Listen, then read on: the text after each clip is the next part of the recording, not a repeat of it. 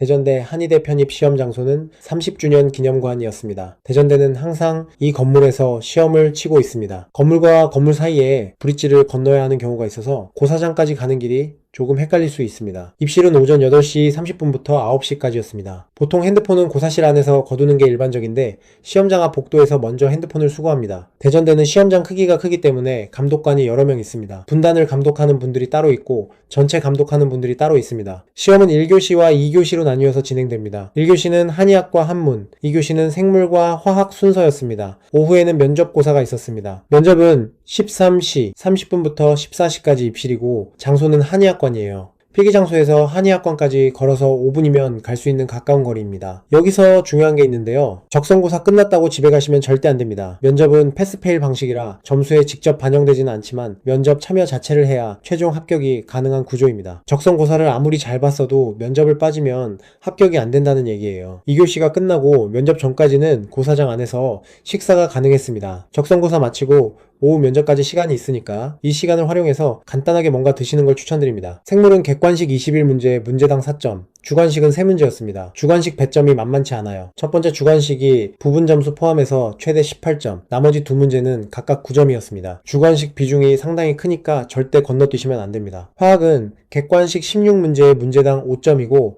유기화학이 6문제 정도 포함됐습니다. 한의학은 객관식 20문제 4점, 주관식 4문제 5점 배점이었고요. 한문은 객관식 21문제 4점, 주관식 4문제 4점이었습니다. 올해 대전대 생물에서 출제 빈도가 높았던 단원을 먼저 말씀드리면 분자생물학, 면역학, 생리학 이 세 파트가 중심이었습니다. 이번 시험에서 가장 많이 등장한 유형이 보기를 여러 개 나열해두고 옳은 것 혹은 틀린 것을 고르는 방식이었습니다. mRNA 가공 과정을 묻는 문제가 대표적이었는데요. 프리-mRNA와 성숙 mRNA 각각의 어떤 구조가 있는지 없는지를 보기 하나하나로 나열해 두었습니다. 5' 캡이 어느 단계에서 붙는지, 폴리-A 꼬리는 어느 쪽에 있는지, UTR은 어느 mRNA에 있는지 이런 것들을 교묘하게 뒤섞어서 출제했어요. 얼핏 보면 거의 다 맞는 것 같은데 딱 하나 단어를 바꿔놓은 보기가 반드시 들어있습니다. 교세포 문제도 비슷한 방식이었어요. 별 아교세포, 희소 돌기세포, 미세 아교세포, 슈반세포 각각의 위치와 역할을 잘못 연결해서 보기에 올려두고 어느 게 맞는지 고르는 구조였는데 중추신경계와 말초신경계를 서로 바꾸거나 수초를 형성하는 세포를 틀리게 기술하는 방식으로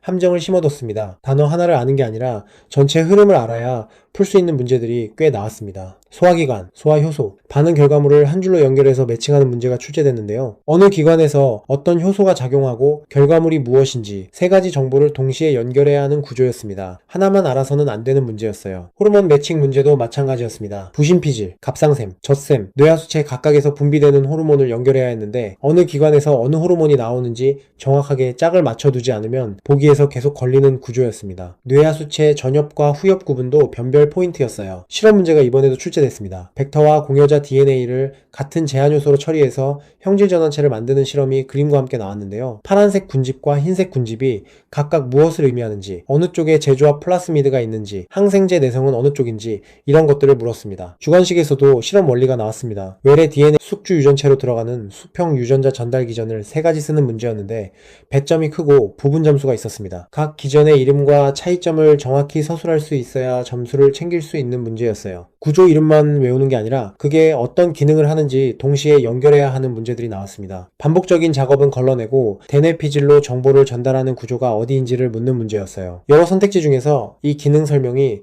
망상체에 해당한다는 걸 연결해야 했는데 이름만 외운 분들은 보기에서 순간 멈추게 됩니다. 빠른 산화적 의존적 근섬유의 특징을 묻는 문제에서 미오글로빈 함량이 어느 정도인지, 미토콘드리아 비중이 어떤지, 어떤 에너지원을 주로 사용하는지 이런 속성들을 연결해서 알고 있어야 했습니다. 근섬유 이름 세 가지를 외운 것과 각각의 속성을 짝 맞춰 아는 것은 완전히 다른 얘기입니다. 하나의 문제 안에서 여러 개념을 동시에 다루는 문제들이 있었습니다. 자율신경 매칭 문제에서는 교감신경과 부교감신경의 기능을 동공, 심장, 기도, 혈관, 방광에 걸쳐 동시에 매칭해야 했는데요. 교감인데 부교감처럼 기술하거나 반대로 부교감인데 교감처럼 서술하는 보기가 섞여 있었습니다. 어느 한 기관만 아는 게 아니라 전체를 짝으로 묶어서 알고 있어야 했어요. 세포 대사 중간 산물들의 위치 에너지를 비교하는 문제가 출제됐습니다. 대사 과정에서 나오는 여러 중간 산물들 중 어느 쪽의 위치 에너지가 더 큰지를 묻는 방식이었는데요. 단순 공식 계산보다는 대사 경로의 흐름과 방향을 이해해야 판단할 수 있는 문제였습니다. 반응이 어느 방향으로 진행되는지 모르면 이름만 줄줄 외워도 틀리게 되어 있는 구조예요. 주관식 두 번째, 세 번째 문제도 개념 서술형이었습니다. 바이러스 침입 시 분비되는 1차 방어 사이토카인, 그리고 비만세포에서 분비되어 혈관 확장과 염증 반응을 유발하는 물질을 각각 쓰는 문제였습니다. 한의학은 객관식 20문제, 주관식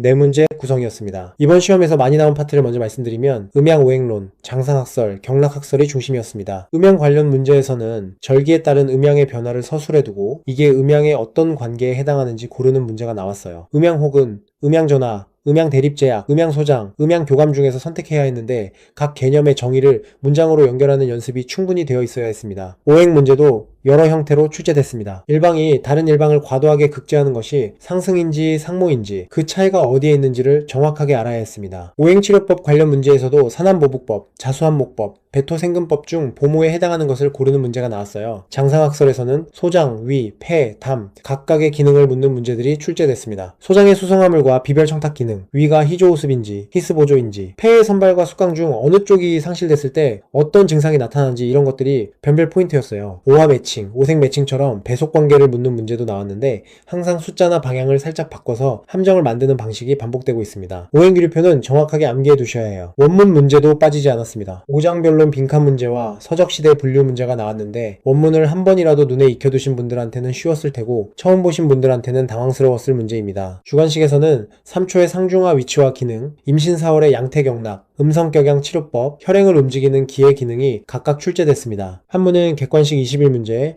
주관식 4문제였습니다. 경학전서 신문의 한 파트가 출제됐고 동일한 의미를 가진 한자를 고르는 문제가 많이 나왔습니다. 사서 관련 문제도 상당한 비중을 차지했는데요. 논어에서 객관식 4문제, 주관식 2문제, 맹자 2문제, 대학 1문제, 중용 2문제가 나왔습니다. 생물에서 가장 먼저 잡아야 할 파트는 분자생물학과 면역학입니다. 이 두 파트는 객관식과 주관식 모두에서 나왔고 세부 개념까지 파고드는 방식으로 출제됐어요. 생리학에서는 자율신경, 소화계, 뇌 분비계 순서로 정리해 두시면 충분합니다. 제가 이번 시험에서 가장 많이 경계한 게 개념을 서로 바꿔놓는 보기들이었습니다. 중추신경계와 말초신경계, 교감과 부교감, 프리엠 RNA와 성숙 mRNA 이런 짝들을 뒤집어서 출제하는 방식이 반복됐어요. 이걸 대비하려면 공부할 때부터 짝으로 묶어서 정리하셔야 합니다. 소화 과정, 세포대사 경로, 발생계통처럼 단계가 있는 내용들은 전체 흐름을 하나의 덩어리로 묶어서 기억하셔야 합니다. 머릿속으로 처음부터 끝까지 재생해보는 방식으로 공부하면 처음에는 어렵지만 몇 번 반복하면 앞뒤 연결이 자연스럽게 됩니다. 누군가가 정리해줘서 정리가 되는 게 아니라 내가 직접 머릿속으로 연결해야 진짜 내 것이 됩니다. 마지막으로 대전대는 아무도 모르는 지엽적인 내용보다는 기본 개념에서 주로 출제하며 만점 방지용으로 한두 문제 출제하는 방식입니다. 낯선 문제가 나와도 당황하지 마세요. 그런 문제는 다른 분들도 똑같이 모릅니다. 기본을 정확하게 공부하는 게 가장 중요합니다. 너무 당연한 이야기고 다른 학교도 마찬가지지만 대전대는 기본이 정말 중요합니다. 여러분 모두 합격하시길 진심으로 응원합니다.